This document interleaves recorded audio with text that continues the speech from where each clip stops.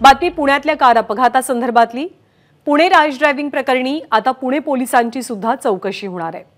पुण्याचे पोलीस आयुक्त अमितेश कुमार यांनी या संदर्भातले आदेश दिलेत। पोलीस आयुक्तांच्या मार्फत नेमण्यात आलेली पोलिसांची समिती येरवडा पोलिसांची चौकशी करेल।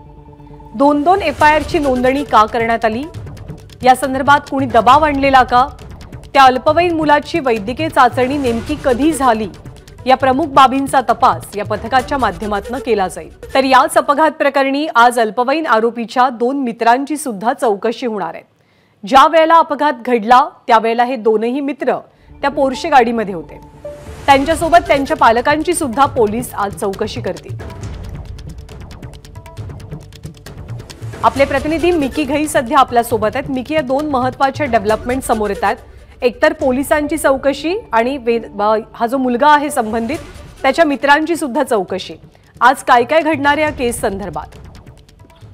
ज्ञानदा, जर आपण बघितलं तर या अपघात प्रकरणी आज जे आतापर्यंत 6 आरोपी यामध्ये अटकेत आहेत पोलिसांच्या, त्यांची आज खरं तर पोलीस कोठडी संपली आहे। त्यामुळे पुन्हा एकदा या 6च्या 6 आरोपींना पुन्हा एकदा कोर्टासमोर हजर केलं जाणार आहे। अर्थातच अल्पवयीन मुलाला कोर्टासमोर देखील हजर केलं जाणार आहे।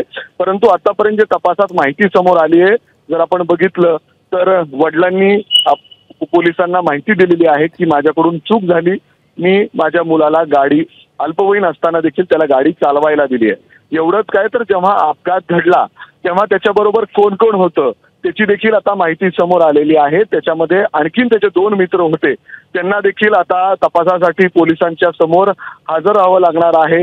हॉटेलमध्ये कुणी काय काय घेतलं यामध्ये खरं तर चर्चा अशी देखील आहे की यामध्ये ड्रग्सचं देखील कुठला अँगल आहे का, यामध्ये या मुलांकडून ड्रग्सचं देखील सेवन झालंय का, असं देखील प्रश्नचिन्ह या ठिकाणी उपस्थित पोलिसांकडून करण्यात आलेला आहे आणि त्या दिशेने देखील आता पोलीस तपास करणार आहेत। त्यामुळे बरोबर आहे, म्हणजे अपघात घडला तेव्हा जे 2 मित्र या संबंधित मुलासोबत होते, गाडीत होते, त्यांची सुद्धा आज पोलिसांकडून चौकशी केली जाईल।